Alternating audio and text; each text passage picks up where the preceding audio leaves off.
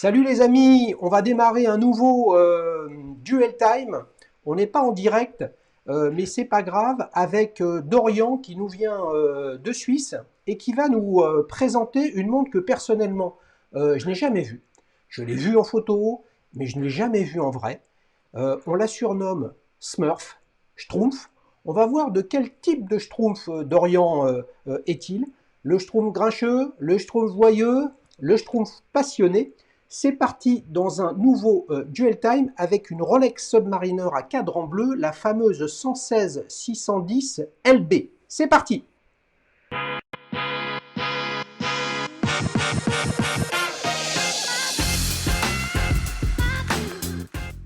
Salut Dorian. Salut, ça va? Ouais, je suis ravi de t'accueillir. Et moi aussi. Écoute, c'est ce que j'ai raconté dans l'intro, c'est exactement ça.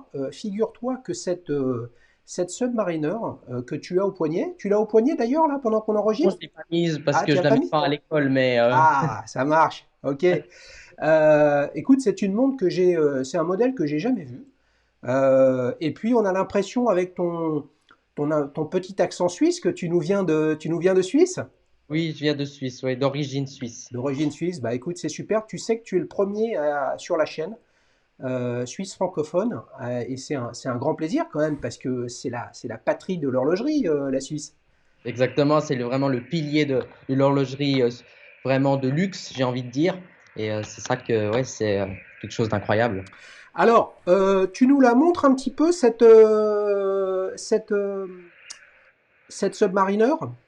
Hein, donc là, on la voit, tu nous as envoyé des superbes photos. Elle a un cadran et une lunette vraiment très très originale. Raconte-nous un petit peu comment tu es arrivé sur ce modèle. Alors en fait, moi, à la base, j'ai commencé à mes 14-15 ans, j'ai reçu une GMT Master en acier, Hélène, Oui. d'ailleurs qui se fait plus par Rolex. Et du coup, on me l'a offert pour mon anniversaire et j'ai vraiment adoré. Et puis du coup, mon père est un collectionneur de montres de luxe, Rolex, Audemars Piguet.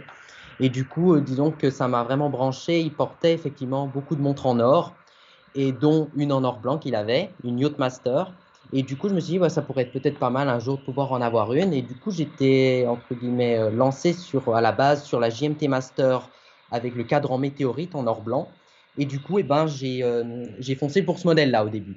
Et du D'accord. coup, une fois, j'ai été donc dans une boutique Rolex, un revendeur multimarque dans la région de Genève. Et du coup, ils avaient ce modèle-là, la GMT Master en or blanc avec cadre en météorite. Et du coup, quand je l'ai essayé, ça m'a pas du tout plu. Disons que vraiment, je trouvais la montre pas très lisible et du coup, ça m'a pas plu. Du coup, on m'a proposé celle-ci, la Rolex Submariner or blanc bleu. Et du coup, j'ai complètement craqué. Et du coup, j'ai dû la commander.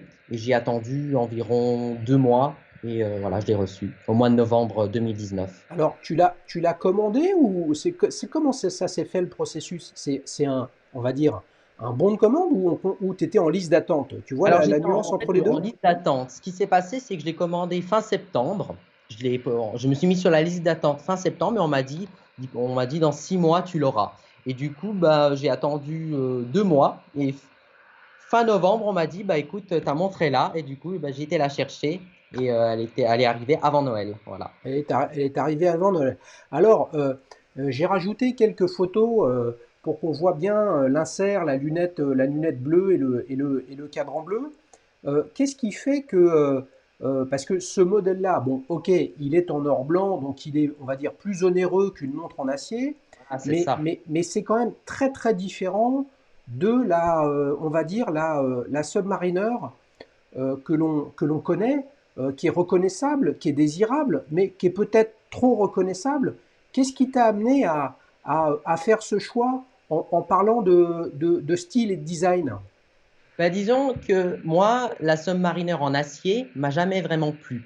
Parce que disons que j'ai toujours trouvé ce modèle trop simple. Je veux pas dire que les autres sont plus simples que ça, mais disons que je trouve que celle en acier est trop simple. Et du coup, j'ai vu celle en or blanc qui m'a vraiment flashé par rapport à ce bleu. Et ce bleu, moi, je le trouve extraordinaire.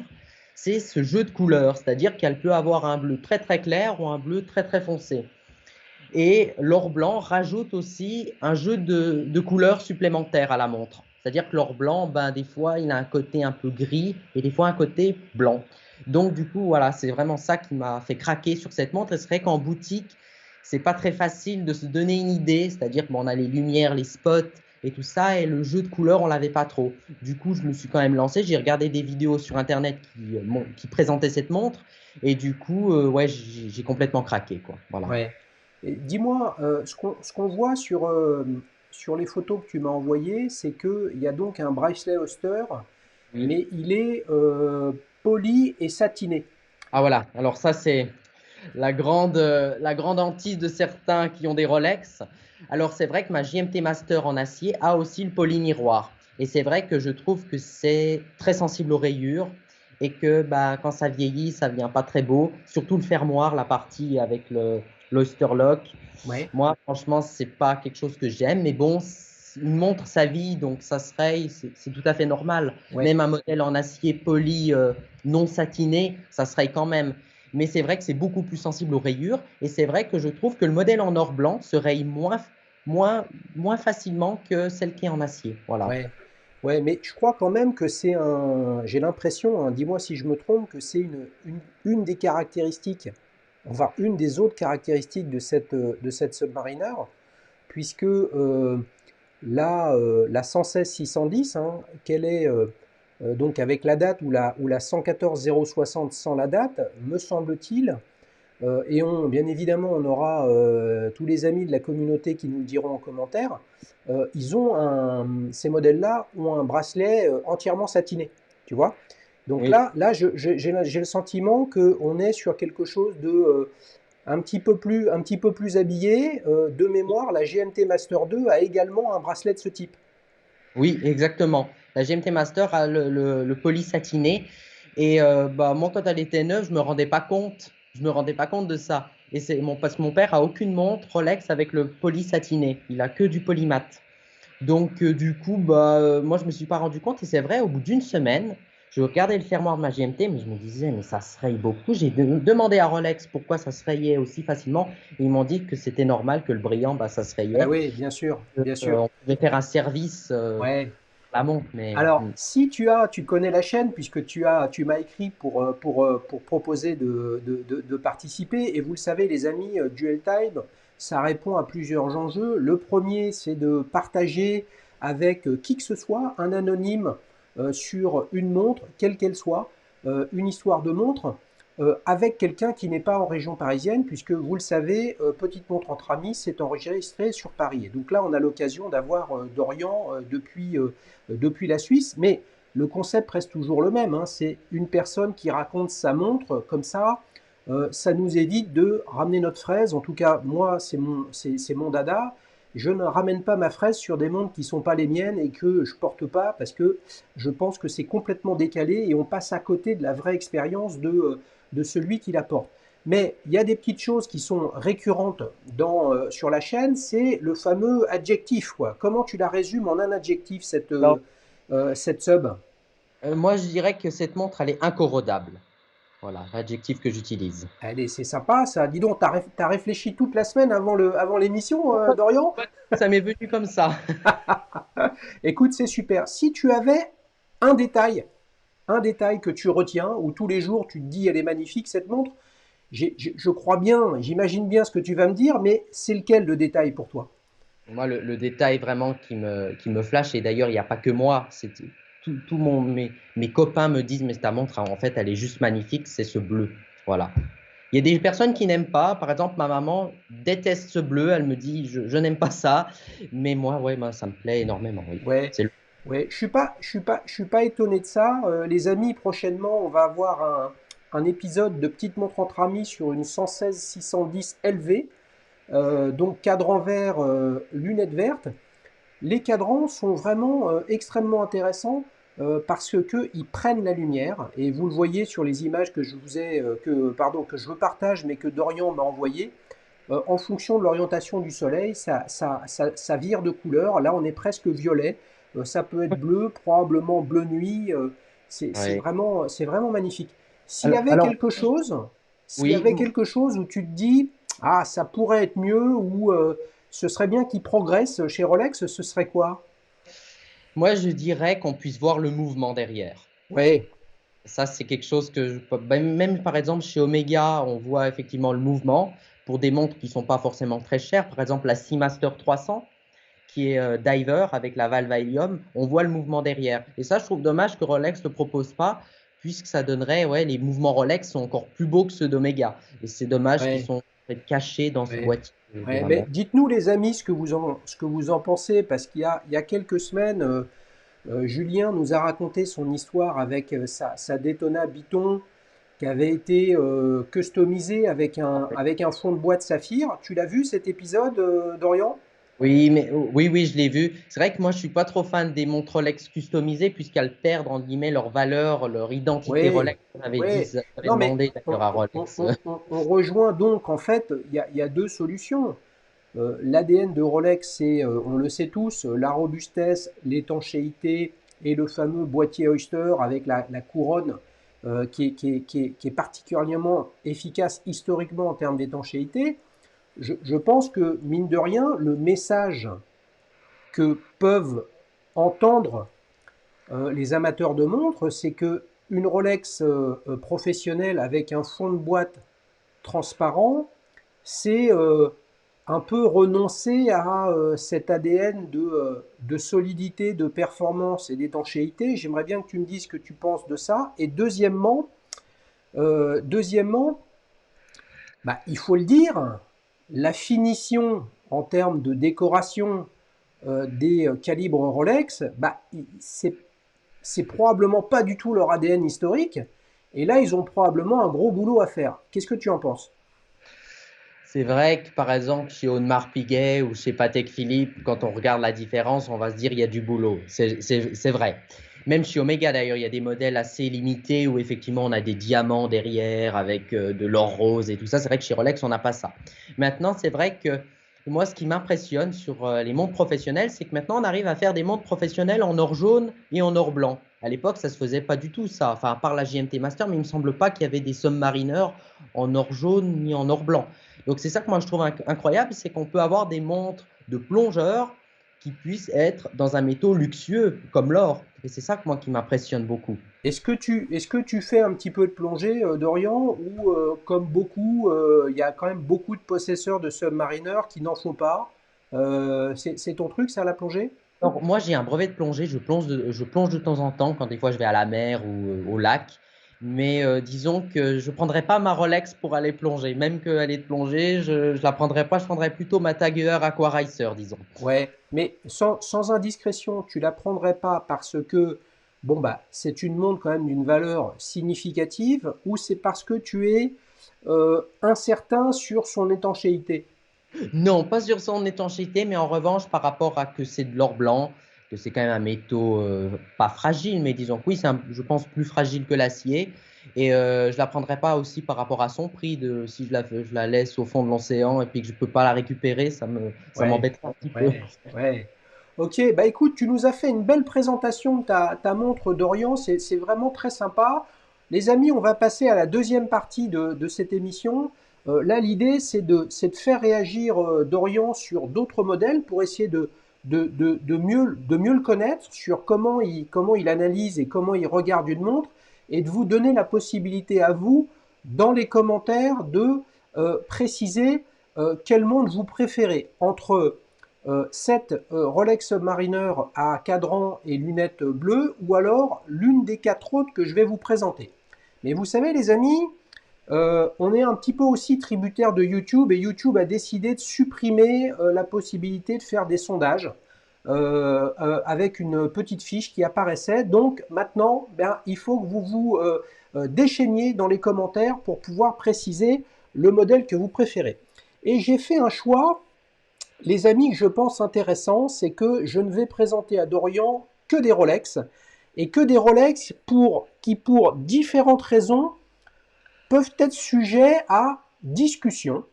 Et on va essayer de découvrir ça tous ensemble. Alors, la première que je te montre, Dorian, c'est la toute dernière Rolex Sea Dweller en 43 mm, la 126-600. Et pourquoi je te la présente celle-là? Bah, parce qu'elle a un peu défrayé la chronique avec son Cyclope. Alors comment tu la trouves celle-là? Alors, moi, je la trouve très jolie. Alors, ça, je ne veux pas dire, hein, une montre Rolex reste vraiment incroyable, mais disons que je trouve qu'elle est un peu trop simple à mon goût. Voilà. Ouais. Et le fait qu'elle soit plus grosse et en taille par rapport à ton Submariner, qu'est-ce Oui, que tu en moi, je pense penses? pour moi, ça serait trop robuste, c'est-à-dire trop gros, par exemple, quand on met une chemise. C'est vrai que la Submariner, elle est assez fine, mais des fois, même quand on met une chemise avec la Submariner, des fois, ça croche un petit peu et puis elle a tendance à ressortir. Donc, ouais, par exemple, une seat voleur avec une chemise, je pense que, disons que ça serait un petit peu plus compliqué. Après, Ouais, voilà. ouais, ouais, je comprends. Et toi qui connais bien la marque Rolex, hein, parce que tu en possèdes une, tu aimes ça, ton papa, tu nous as dit, est collectionneur, le fait que Rolex sorte sur l'un de ses modèles emblématiques, qui est peut-être le modèle le plus professionnel de tous historiquement, rajoute, parce que la technologie le permet, hein, c'est ça aussi, hein, rajoute un cyclope sur la date, ça te fait ni chaud ni froid, qu'est-ce que t'en dis? Alors moi, je trouve l'utilité de la date super pour mon quotidien, c'est-à-dire que bah, quand je la porte, je sais tous les jours quel jour on est, etc. Même qu'on a nos téléphones, des fois c'est bien utile parce qu'on regarde notre téléphone, mais au final, on ne sait pas quelle date on est. Ouais, Mais effectivement, je trouve que la date est quelque chose qui rajoute un petit côté sympa, surtout la loupe. Maintenant, c'est vrai que pour un plongeur professionnel, l'utilité de la date, moi personnellement, je prendrais une Submariner sans la date si j'étais un plongeur professionnel. Oui. bon, ok. Écoute, on t'a entendu sur celle-ci. La deuxième que je te présente, c'est une Rolex Yachtmaster, donc une autre professionnelle. Les amis, d'ailleurs, je fais une annonce, hein. Des Submariners, il y en a plusieurs qui sont passés sur la chaîne, Deep Sea, Sea Dweller, etc. Datejust, mais là, de Yachtmaster, que nenni, hein. Donc, si vous avez envie de venir en parler et de nous expliquer pourquoi vous aimez votre montre, eh bien, vous me contactez sur l'email de la chaîne. Alors, qu'est-ce que tu en penses de celle-ci, Dorian? Alors moi, je connais bien la Yachtmaster. D'ailleurs, ma maman, elle en a une. Alors, c'est pas celle-ci, c'est la Yachtmaster 2, donc le gros modèle, qui est d'ailleurs, je crois, de 43 mm ou 44, je sais plus trop. C'est une montre qui me plaît, mais je suis pas trop. Je suis plus pour les montres avec des couleurs, donc du coup, ça ressemble plus à la Seed Valor, je trouve. Mais en plus petit ou à la Submariner en Ouais, acier. ouais. Malgré qu'elle a justement cette lunette noire, un peu mate, comme ça, qui donne, je trouve, un côté très sympa par rapport au bracelet de la montre, qui est en caoutchouc un peu mat, comme ça. Donc oui. Ouais. Mais justement, ce côté un peu sportswear, avec je crois qu'ils appellent ça le Oyster Flex, hein, le bracelet. Qu'est-ce que tu en penses? Tu te verrais, toi, avec une montre, on va dire, haut de gamme, en métal noble, avec un bracelet comme ça en synthétique? Alors tout à fait, moi j'adore les montres, même par exemple Daytona avec ce bracelet Oyster Flex en or jaune par exemple. Et Ouais. ben moi, c'est vraiment une montre, je pense que c'est ce que je prendrais parce que je trouve que les bracelets en or jaune, c'est trop voyant, un peu trop matu vu. Donc oui, je préfère l'Oyster Flex du coup sur ce coup-là, oui. Tu as vu que les modèles que je te présente, somme toute, sont assez discrets, hein, Oui. dans les couleurs noires, mais c'était pour mieux te surprendre avec un troisième modèle, pour le coup que tu connais, mais je ne le savais pas, hein, les amis, on prépare le moins possible, hein, une émission sur Dailicious, justement pour garder de la spontanéité. Donc là voilà, la fameuse GMT Master 2 en or blanc. Qu'est-ce que tu en penses? Ah, moi, je la trouve juste magnifique. C'est vrai que maintenant, quand je la vois, ouais, elle me fait un peu comme la bleue quand je l'avais vue la première fois. Mais c'est vrai que je trouve, hein, je ne sais pas ce qu'ils vont dire dans les commentaires, mais je trouve qu'elle n'est pas très lisible. C'est vrai que quand on la voit en vrai, c'est pareil que sur la photo. Je trouve que c'est pas très lisible. La couleur, en fait, des index et des aiguilles, et ben, ouais, c'est pas, on n'arrive pas trop bien à lire l'heure. Après, moi, c'est mon point de vue. Mais du coup, Oui, oui, mais toi, tu l'as essayé celle-ci, Dorian. essayez, oui. Eh ouais, tu l'as essayé. Alors tu vois, c'est intéressant, c'est avec un design de cadran qui est exactement le même, hein, en termes d'index et d'aiguilles. Là, certes, on a une troisième aiguille avec le GMT, mais on est sur la même logique et le même design et la même finition que sur une Submariner ou une Yachtmaster. Et pour autant, là, on voit bien l'impact, hein, de ce cadran très particulier qui effectivement peut un petit peu polluer la lecture de l'heure. J'ai comme l'impression, Dorian, qu'à la fin, tu vas pas voter pour celle-ci, hein. Alors, la dernière, là, pour le coup, c'est un autre modèle. On peut pas l'appeler emblématique pardon, de la marque, mais quand même parce qu'il est très très particulier. C'est la fameuse Rolex Skydweller, référence 326-934, donc qui est un quantier manuel hein, avec une techno qui est assez intéressante, un affichage très sympa. Qu'est-ce que tu en penses, Dorian? Ah, moi, j'adore. Vraiment, j'en suis vraiment très fan de celle-ci. Ouais. Ouais, Vraiment, moi, je trouve que la Skydweller, par rapport aux autres modèles, parce que ça fait partie, étonnamment, moi, je suis assez étonné des modèles classiques Rolex. Moi, je la classerais plutôt dans les professionnels, mais bon, après, c'est chacun. Mais c'est vrai que la Skydweller, avec justement ce cadre en bleu, et il paraît, hein, je ne sais pas si, d'ailleurs, tu le sais, la date, en fait, change. C'est-à-dire, quand on a un jour, on est un mois de 30, et ben, du coup, elle passe au premier, toute oui, seule. oui, oui.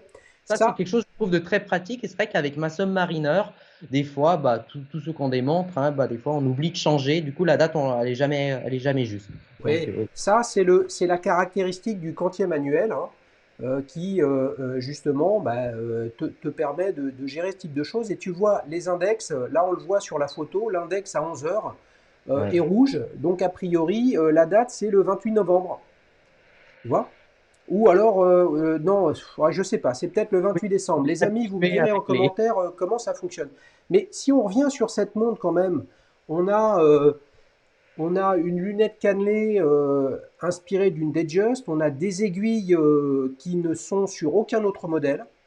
On a quand même la loupe. On a le boîtier Oyster avec le bracelet Oyster.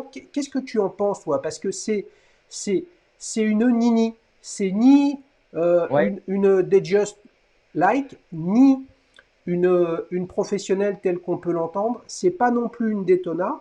Est-ce que ça en fait vraiment une Rolex? Et donc, est-elle désirable? Est-elle aimée? Ou alors pour toi, on ne sait pas trop où la placer? Moi, je trouve que cette montre, elle va bien dans la collection Rolex. Parce que c'est vrai que Rolex, depuis très longtemps, la Submariner, la GMT, la Daytona, la Yachtmaster, bon, c'est un peu plus récent. Les Datejust, c'est des modèles qui existent depuis très longtemps. Et c'est vrai, la Skydweller, moi, si j'étais Rolex, après, moi, je ne travaille pas chez Rolex, je créerais des autres modèles qui sont un peu avant-gardistes, j'ai envie de dire, avec des complications supplémentaires et de relancer une gamme, parce que c'est vrai que mon papa trouve aussi que les montres Rolex sont très simples et à la longue, eh ben, Rolex fait toujours un peu la même chose. Disons que oui, ils font des montres en or blanc, des montres en or jaune, mais au bout d'un moment, on a vite fait le tour par rapport aux autres marques comme chez Audemars Piguet, où effectivement, on évolue quand même avec du diamant, Oui, oui. Alors, platine, mais etc. justement là-dessus, Dorian, c'est à la fois la force et la faiblesse de Rolex que tu viens de décrire. C'est-à-dire que tu sais ce que tu as avec Rolex, et c'est bien. Et puis, bah, comme tu le dis, on peut se dire, bah, ce serait bien qu'ils innovent un petit peu, mais est-ce que Ah, leur vraie force, c'est pas depuis presque 70 ans, si on prend la Submariner par exemple, de faire évoluer par petites touches plusieurs modèles qui changent. D'ailleurs, regarde, ça défraie la chronique. On parlait du Cyclope sur la Sea Dweller. Ça peut être aussi les cornes qui rendent la Submariner plus épaisse. Est-ce que c'est pas la force de Rolex de faire du nouveau dans la continuité sans que ce soit complètement et toujours la même chose? Et sur ce point, tu parles d'Audemars Piguet. Bah, Audemars Piguet, à part essayer de tourner autour de leur Royal Oak, ils essayent d'autres choses, mais c'est difficile. mhm. C'est sûr. Disons que moi, ce que Rolex vraiment me plaît énormément, si on prend on prend par exemple une 5513 Submariner, hein, une toute vieille, par rapport à celle d'aujourd'hui, on les met les deux en main, elles ont quand même quelque chose de différent, mais elles ont toujours le même esprit. Ça me plaît énormément. Maintenant, c'est vrai qu'effectivement, peut-être qu'un jour, je n'en sais rien, hein, mais peut-être qu'un jour, Rolex va se dire, bah, on peut créer des modèles. Bah, là, ils ont fait la bleue de la Submariner en or blanc. Bah, peut-être qu'on pourra faire une violette ou avec des couleurs, par exemple. Ou, voilà, rester dans un peu plus avant-gardiste, j'ai envie de dire. Voilà. Ouais, mais c'est là, On peut faire un parallèle avec Porsche, hein. Porsche, pendant des décennies, a été trop et très dépendant de sa 911. Et mine de rien, ils ont réussi à lancer d'autres modèles, à lancer des berlines, à lancer des SUV qui sont globalement assez réussis sans perdre leur ADN de qualité de fabrication, de performance de motoriste. Eh bien, je suis convaincu que Rolex peut y arriver. Après, est-ce qu'ils ont envie? Je ne sais pas. Je pense que le marché est beaucoup plus. Les cycles sont beaucoup plus longs. Et j'ai Voilà. le sentiment que si un jour tu t'achètes une autre Submariner, soit parce que tu vends la tienne, ou alors parce que tu te dis je vais en acheter une autre, tu auras envie de retrouver dans la future Submariner, tu auras envie de retrouver ta Submariner. Et je suis pas sûr qu'il y ait de la place. Ouais. Je suis pas sûr qu'il y ait de la place pour une marque comme Rolex de sortir des nouveaux modèles.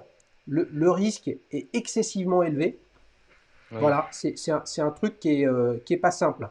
Dorian, un grand merci pour ta participation à ce Duel Time. On a passé vraiment un très très bon moment. Tu es le bienvenu, hein, bien évidemment. Tu fais partie de la communauté des invités sur la chaîne d'Alicius. Les amis, si vous avez envie de participer, vous faites comme Dorian, hein, vous envoyez un email sur le contact de la chaîne et puis vous racontez de quel monde vous avez envie de parler.